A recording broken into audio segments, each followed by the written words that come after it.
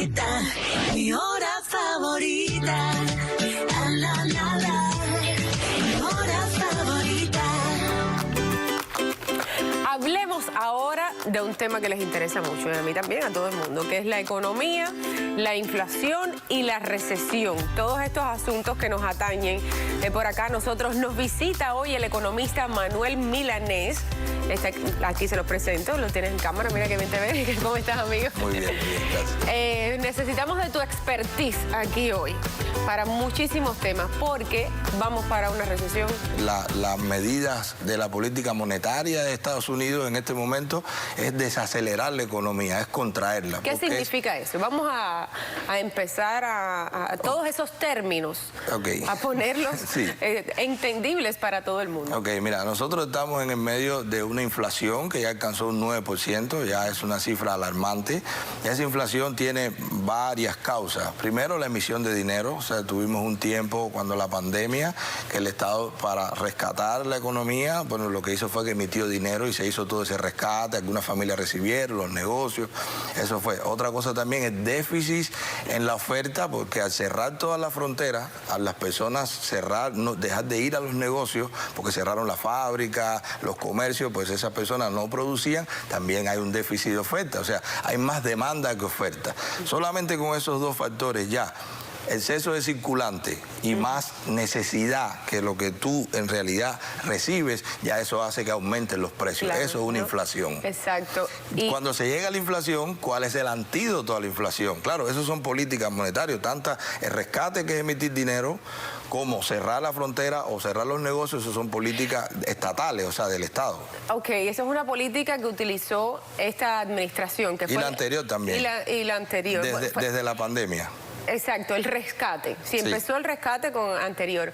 Pero estuvo bien pensado desde tu punto de vista como economista de hacer tantos rescates, emitir tanto dinero, hacer dinero para poder dar todos esos planes de ayuda, emitir dinero. Mira, nosotros estamos haciendo billetes así como si no tuviéramos una deuda, un déficit. Exacto, eso es lo que pasa. Mira, entonces, es muy sencillo, es inmoral emitir dinero. O sea, esa es mi opinión. Claro, yo soy de la escuela libertaria, hay economistas que son de la escuela keynesiana, que entienden que es la intervención del Estado, política monetaria, política fiscal. Yo no, yo entiendo en estado mínimo que no intervenga mucho porque crea toda esta distorsión, porque es una distorsión creada que al final la pagamos nosotros. Exacto, o sea, ¿y quién va a pagar todo eso? Si yo te doy $100 y tú le sacas una fotocopia y vas a comprar a un comercio, tú vas presa. El Estado hace exactamente lo mismo. Con mis ahorros le saco una fotocopia, porque eso es imprimir dinero, sin ningún tipo de respaldo, y no va preso, porque tiene la capacidad de hacerlo legal. Y hace dinero para entonces salvarme a mí supuestamente. Es lógico. ¿Cómo se compensa eso? Esa emisión de dinero solamente va a regresar al círculo, a la circulación monetaria. Solamente se va a compensar esa inflación cuando ellos lo contraen. ¿Cómo lo contraen? Entonces aumentan las tasas de interés. En este caso el Banco Central es la Reserva Federal, lo hace todo el mundo. Los bancos centrales se reúnen y dicen tenemos que aumentar la tasa de interés porque eso desestimula el consumo. La gente deja de comprar porque ahora le sale más caro. Ahora tú vas a comprar una casa, de hace 6 meses atrás ahora los intereses subieron. Hay menos compra de casa. Si las casas bajan el inventario, pues entonces van a bajar los precios. La gente va a tener menos casas que comprar. Perdón, la gente va a tener las casas que comprar, pero menos dinero para comprarlas. Y no tienen el crédito tampoco, no tienen los préstamos. Pero así mismo los carros, pero así mismo todo. Ajá, porque están muy altos los intereses. Entonces, al final, ese salvamento... Cuando yo escucho que la gente dice, el Estado me rescató o me dieron educación gratis o salud gratis, nada es gratis, todo lo pagas tú. El Estado no genera ingresos, el Estado gasta. El Estado gasta lo que recauda fiscalmente, entonces todo eso lo vamos a pagar en impuestos. Claro, es lo que digo yo, nosotros mantenemos al Estado. Lógicamente, es así. Pero nosotros también, cuando aceptamos estas políticas, cuando nos ponemos contentos, cuando recibimos cheque, muchas veces no somos conscientes que ese cheque es un adelanto a los impuestos que tú vas a pagar. O una persona que no genera muchos ingresos, por la razón que sea, pero al impuesto que va a pagar quien genera ingresos. Pero ese que genera ingresos, al pagar más impuestos, pues entonces se siente penalizado, invierte menos. Cuando él invierte menos, hay menos empleo. Cuando hay menos empleo, ese último, que tenía menos recursos, también se ve afectado porque hay un desempleo. En este caso no es así. Exacto. Porque la política norteamericana, o sea, en los últimos meses hemos visto En mes de mayo, por ejemplo, se generó cifras son ciertas, 390.000 empleos nuevos. Y entonces, estamos hablando de las cifras más bajas en los últimos años. O sea, no se está aumentando el desempleo. Eso es una buena señal de que la economía se puede recuperar. Ok, eso mismo te iba a preguntar, porque en medio de toda esta debacle, este caos que se ve todo tan feo, hay unas estadísticas aquí que están diciendo que el desempleo ha bajado drásticamente. Claro. O sea, eso es una buena señal. Por ahí tenemos una buena señal. ¿Hay alguna otra buena señal para salir de todo esto o hay que esperar simplemente a que lo que está haciendo el gobierno funcione? No, pero en este caso yo sí, nunca el público en general tiene mucha influencia sobre lo que se está haciendo con política monetaria, porque sencillamente ellos lo hacen y nosotros lo pagamos. O sea, no es que nosotros vamos a poder hacer algo. Digamos que a nivel de familia, lo que yo aconsejo, o lo que en todo caso lo que yo hago, cuando se prevé estas cosas, que la gente va a ver una contracción, pues es ahorrar. O sea, yo lo que hago es ahorrar, yo me siento bien y digo, ¿qué es lo que está comprando mi familia? ¿Cuáles son mis prioridades? Pues yo le doy prioridad a lo más necesario y trato de tener algún tipo de reserva, porque la realidad es que cuando se contraiga el consumo, pues entonces va a haber menos negocio, va a cerrar negocio y va a hacer falta que tú tengas una capacidad de algún tiempo en caso que tú te veas sin empleo o algo, porque claro, puede pasar. Y eso, aunque suene tan mal, es lo que hay que hacer. Para salir de la crisis hay que contraer la economía obligatoriamente. Eso lo haría cualquier administración, vamos a decir, es lo cualquier que hace. gobierno. Lamentablemente, quien provoca el problema solo resuelve el problema con más problemas para nosotros, lamentablemente. Pero es así. Por eso, lógico, hay que tratar de abogar porque el Estado sea lo menos gastado posible. Exacto, pero eso nos tiene que servir de experiencia. Y con todo esto tenemos que aprender de todo lo que estamos viviendo desde que pasó la pandemia para acá. Yo creo que todos nos hemos vuelto un poco economistas. Claro, siempre hay que oír a los que saben, pero tenemos que aprender para futuras situaciones similares.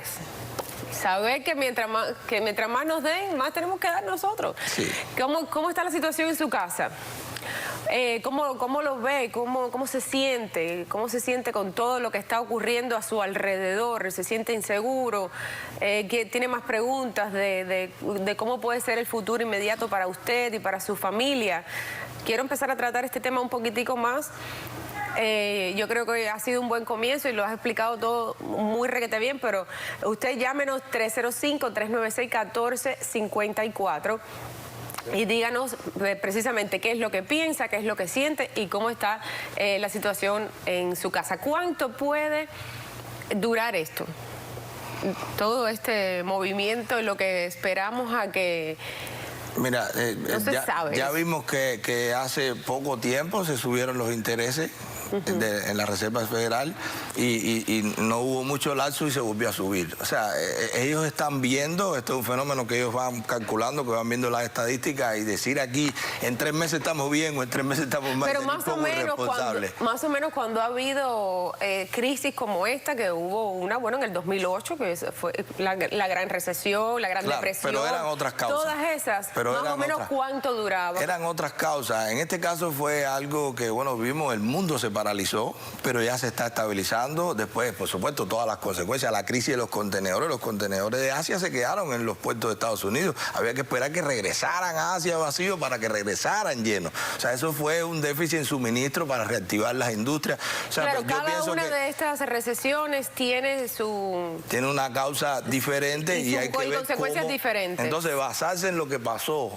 en otra, que fue por otras causas, sería un poquito irresponsable. Y periodos diferentes, porque tengo entendido que hubo una recesión incluso en el 2020, cuando entramos en la pandemia, pero duró unos meses. Claro, y también hay un elemento que yo no escucho mucho a los colegas hablar, pero yo creo que es importante. En este caso y en nuestra era o en esta época, ha tocado que como el mercado mutó y muchísima gente ya está haciendo comercio online. El comercio online ha hecho también que crezca. Mira cómo ha crecido las compañías grandes, que incluso las grandes superficies, los supermercados han tenido que empezar a vender online, han tenido que empezar a entregar a la casa. ¿Y eso es bueno o es malo?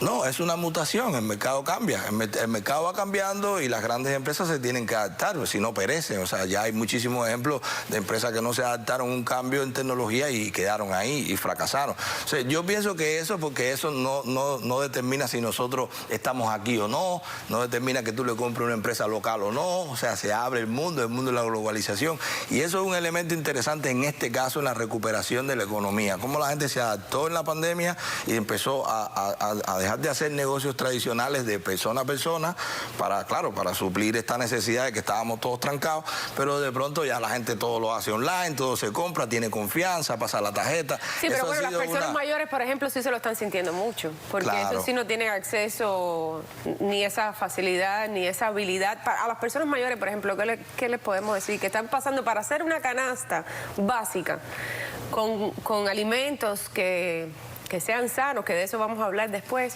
están pasando, porque aquí yo digo, mira, coman brócoli, coman esto orgánico, coman aquí, coman allá, y me dicen, pero ¿de dónde? ¿Cómo vamos a hacer eso? Esas son de las cosas que más...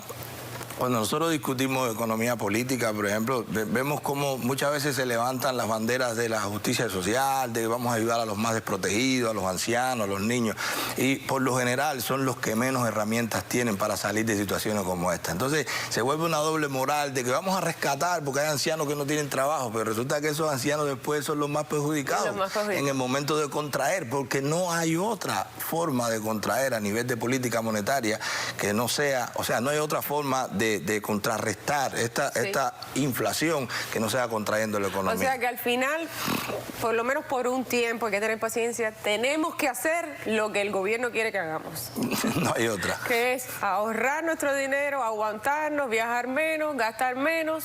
Y fíjate que eso va a hacer, esperar. Fíjate que eso va a hacer que la inflación también baje de una forma más natural, con menos intervención, porque si el público general tiene conciencia que ahorrando, o sea, dejando de consumir, pues entonces va a ser más rápido que se recupere la economía de la inflación y que se estabilice, los precios van a bajar, porque el tema es que el anciano con su mismo retiro, con su misma pensión, pueda comprar lo mismo que compraba 2 años atrás, no como ahora que compra prácticamente la mitad.